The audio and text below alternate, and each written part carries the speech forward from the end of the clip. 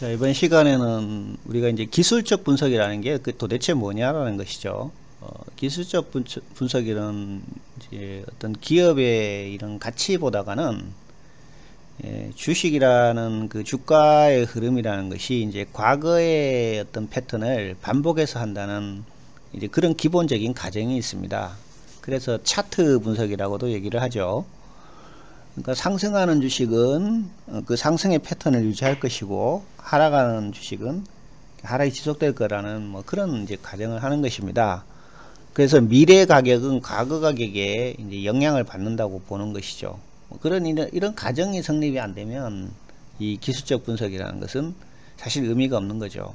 사실 우리가 이게 상승하는 주식을 사람들이 사는 게 당연하잖아요. 내려가는 주식은 살 이유가 없잖아요.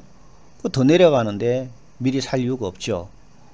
그리고 뭐 주식이 하루 오르고 하루 내리고 그렇지는 않잖아요. 한번 오르면 정말 몇 년씩 오를 수도 있고 또 내리면 또 몇 년씩 내릴 수도 있기 때문에 내리는 주식을 공략할 이유는 전혀 없다는 것이죠.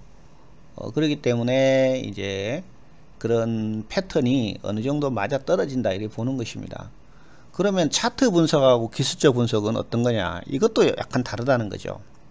차트 분석은 그 단순히 어떤 그 차트 패턴만 보는 겁니다.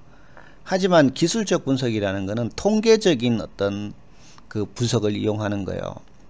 그러니까 학문적인 어떤 배경이 있다는 것이죠. 그러니까 우리가 이 기술적 분석은 통계를 이용하는 건데 이 통계 자체를 부정한다고 그러면 또 기술적 분석 의미가 없는 거죠. 근데 우리가 통계를 부정할 수는 없잖아요. 뭐 여론조사라는 게 그러면 아무 의미가 없는 거잖아요. 그 여론조사라는 것도 어떤 통계적인 어떤 방법이란 말이에요. 그렇기 때문에 이 기술적 분석이라는 것이 어떤 완전히 어떤 주먹구구식으로 하는 것은 아니라는 거지. 나름대로의 어떤 이론적인 배경이 있고요. 또 오랫동안 어떤 학문적으로 그 입증이 된 것이죠. 그래서 많은 수익을 내는 사람들이 이 기술적 분석을 이용한 사람이 많다라는 것입니다.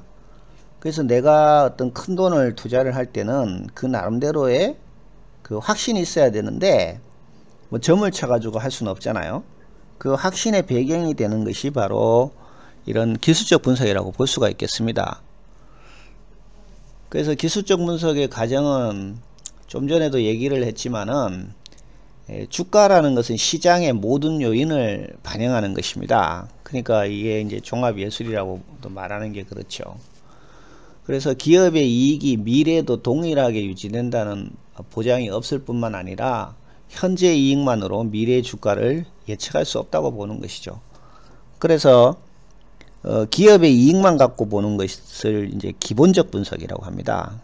소위 말한 펀더멘탈에 의한 분석인데 우리가 이익이 많이 나는 주식 기업이 또 주가가 그렇게 높느냐? 그렇지 않단 말이에요.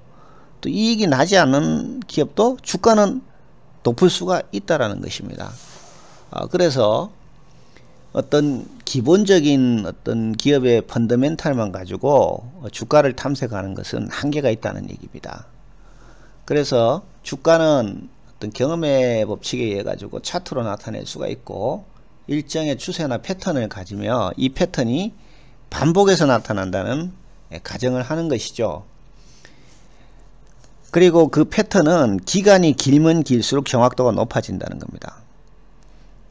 그러니까 긴 패턴을 보면 그 앞으로도 어떤 패턴이 나온다는 걸 알 수 있죠. 우리가 뭐 하루 이틀의 주가의 흐름을 가지고 그걸 패턴으로 볼 수는 없는 거거든요. 그래서 장기간 투자를 하면 이익을 볼 수 있다는 것이 바로 여기에 있는 것입니다. 그 길게 패턴을 본다는 것이죠. 장기간 투자라는 것은. 또 현재 가격은 시장을 움직이는 모든 요소를 반영한다는 그런 가정을 하는 거죠. 즉 매수량이 매도량보다 크다면 가격은 상승하고 반대로 매수 매도량이 적으면 가격은 하락한다고 가정합니다. 그러니까 주가가 오르려면 기본적으로 매수가 일어나야 되죠. 누가 이 가격보다가 더 비싸게 사겠다는 사람이 나타나야 된다는 거죠. 그럼 더 비싸게 사겠다는 사람은 앞으로 주가가 더 오른다고 보기 때문에 그러는 것이죠. 그래서 주가를 움직이는 것은 이 수급이 절대적인 영향을 차지한다 이렇게 볼 수가 있습니다. 하지만 이제 기본적인 분석은 수급 분석을 하는 것은 아니죠. 거래량 분석이 없다는 거죠. 그 다음 네 번째로 가격은 어떤 추세를 따른다고 가정을 하는 겁니다. 우리가 추세라는 것은 가격이 현재와 같은 방향으로 움직이려는 그런 경향을 말하는 것이죠. 그래서 어떤 전환점을 만나기 전까지 이 부분은 이제 우리가 변곡점이라고 하는데, 그 전까지는 가격이 상승하고 있다면 그 변곡점에서는 또 이렇게 하락으로 바꾼다든지 아니면 더 높은 상승을 한다든지 그렇게 하는 것이죠. 그래서 어떤 전환점을 찾는 것이 굉장히 중요한 것이고요. 또 모멘텀이라는 게 존재를 하는데, 이 모멘텀은 상승이나 하락의 어떤 속도를 말하는 것입니다. 천천히 이렇게 상승하는 주식도 있고 이 상승의 속도가 굉장히 빠른 것도 있죠. 그래서 불과 뭐 한 달 만에 100% 오르는 주식도 있고 1년에 걸쳐서 100% 오르는 주식도 있고 그렇잖아요. 그렇기 때문에 내가 어떤 투자를 할 때 이거를 뭐 몇 년씩 돈을 묵혀 놓을 수는 없잖아요. 뭐 몇 달 투자를 해서 수익을 낼 수도 있고 그렇기 때문에 그럴 때는 모멘텀이 강한 주식을 공략을 해야 된다는 것입니다. 그래서 이제 종합적으로 정리를 해보면 미래 가격은 어떤 과거의 가격과 같은 패턴을 가지고 반복되기 때문에 우리가 이 패턴을 찾는 것이 결국 미래 가격을 예측하는 키다라는 것입니다. 다시 얘기를 하면 어떤 패턴을 발견을 해야 돼요. 그 발견을 해가지고 그 패턴으로 어떤 미래 가격을 추정해 볼 수가 있는 것입니다. 기술적 분석에서 이제 많이 쓰는 것이 이제 이동평균 선이라고 볼 수가 있죠. 이동평균이라는 것은 주어진 기간 동안의 평균치를 말하는 것입니다. 평균이라는 것은 뭐 여러분들이 이제 어떤 산술평균 어떤 값을 다 더해서 그 숫자로 나누는 그런 방식이 있지만, 이동평균은 일종의 그 시간의 개념이 반영이 된 거죠. 그래서 이 이동평균을 이용하는 거 우리가 이제 시계열 분석이라고 얘기를 하는데요. 주식이 이제 5일이 열리니까 5일 평균을 하는 것이죠. 일주일 평균. 그러면 그거를 이제 5일 이동평균선이라고 하고 20일 이동평균선이라 하면은 20일간의 평균치를 구하는 것입니다. 그러니까 20일이면 한 달이잖아요. 한 달.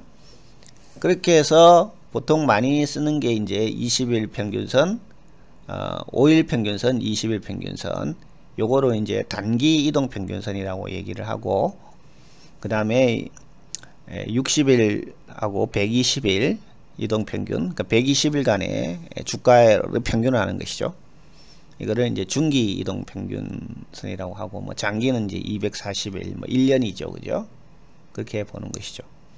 그래서 이동평균선을 가지고 어떤 주가의 패턴을 찾는 방법이 있고, 그 다음에 이런 추세의 흐름을 가지고 찾는 방법이 있습니다. 여기 보시면 이 오르락 내리락 하는 게 뭐 일정한 어떤 패턴을 가지고 있다는 것이죠. 그래서 이 고점과 고점을 쭉 이어보면은 어떤 45도 각도로 이렇게 내리고 있다는 것이죠. 그럼 이론적으로 여기서 사고 여기서 팔고 여기서 사고 여기서 팔고 그렇게 우리가 해볼 수 있다라는 것입니다. 이런 추세의 패턴이라는 것이.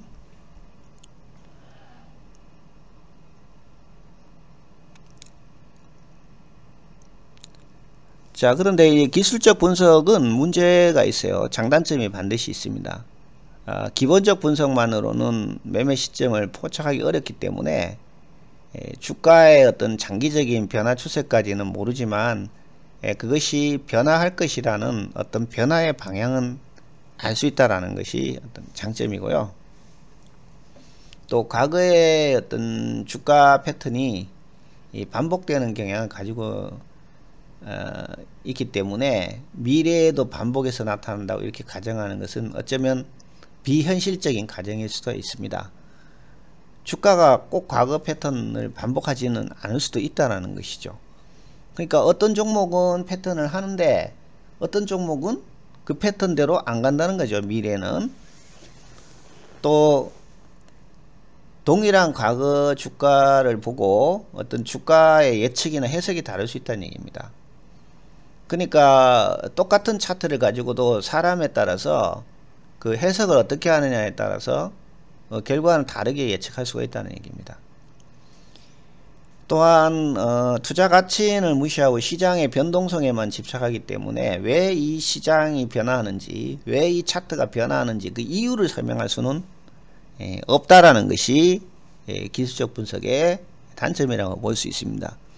그래서 우리가 보다 어떤 정확하게 주식을 분석해 보려면 이 기술적 분석하고 기본적 분석을 좀 종합적으로 봐야 한다는 것입니다. 기술적 분석에만 너무 의존해서는 안 된다는 것이죠. 기본적 분석을 동반한 기술적 분석일 때 그것이 이제 어느 정도 맞아 떨어진다 이렇게 볼 수가 있습니다. 지금 뭐 대표적인 것들이 이제 방위산업 주식이라든지 조선 주식을 둘 수가 있잖아요. 그거는 기본적으로 기본적 분석으로 실적이 엄청나게 좋아졌다는 것이죠. 그런 배경 하에서 차트가 계속 어떤 상승의 흐름을 가져가고 있다는 것이죠. 그렇기 때문에 이게 어느 정도 맞아 떨어진다 이렇게 볼 수가 있겠습니다. 그래서 어떤 기술적 분석에 반론을 하는 사람들, 그러니까 기술적 분석이 맞지 않는 사람들은, 이렇게 주장하는 사람들은 시장이 굉장히 그 효율적이라고 믿는 것이죠. 뭐 효율적인 시장에 대해서는 다음 시간에 제가 설명을 드리겠습니다. 그런데 또 기술적 분석을 찬성하는 사람들은 실제로 기본적 분석을 무시하고 기술적 분석만 가지고 내가 수익을 냈다는 거지, 수익을 내는 사람이 있다라는 것입니다. 그래서 반대론자들은 차트 패턴은 이미 여러 투자자에게 알려져 있기 때문에 모든 투자자들이 같은 행동을 취한다면 수익을 내기 어렵다 이렇게 가정을 하는 것이죠. 그러면 좋은 차트 패턴을 가지고 있으면 누구나 다 수익을 내야 되는 거 아니냐라는 것이죠. 근데 그렇지 않다는 겁니다. 똑같은 차트라도. 그것은 여기에 대한 반론은 이제 이 차트에 대한 해석의 차이가 있다고 보는 것이죠. 사람마다 동일한 차트라도 해석을 다르게 할 수 있죠. 뭐 시장을 보수적으로 보느냐 적극적으로 보느냐에 따라 그 결과가 달라질 수가 있고요. 또 이 매매 시점이 다를 수가 있습니다. 똑같은 주식으로 계속 상승하는 주식인데도 어떤 사람은 엄청난 수익을 내는 반면에 어떤 사람은 계속 손실을 본다는 거죠. 상승하는 차트라도. 그거는 매수와 매도 시기를 잘못 잡기 때문에 그렇다는 것입니다. 또한 기술적 분석은 계량화되지 못할 분석가의 주관적 판단에 의존한 경향이 있는데 이것은 이제 차트만 보기 때문에 그렇습니다. 그래서 제가 뭐 이렇게 강의에서 설명하는 것처럼 여러 가지 그 지표들이 있었잖아요. 우리가 MACD도 있고 RSI 같은 것도 있고 스토캐스틱 스로우 같은 지표도 있고, 이거는 다 어떤 학문적인 통계적인 그런 이론에 의해서 만들어진 거기 때문에 일종 계량화된 지표로 봐야 됩니다. 그래서 그런 계량화 지표를 써야지 단순히 이동평균선의 어떤 그 모양이라든지 어떤 차트의 뭐 N자, V자의 어떤 그 패턴이라든지 그것만 가지고는 한계가 있다는 얘기입니다. 그래서 차트만 갖고 보는 것은 그거는 어떤 영감에 의한 예술적 영역이라고 얘기를 할 수가 있고, 하지만 기술적 분석은 나름대로의 어떤 이론을 가지고 만들어진 것이다 이렇게 볼 수 있다는 것입니다.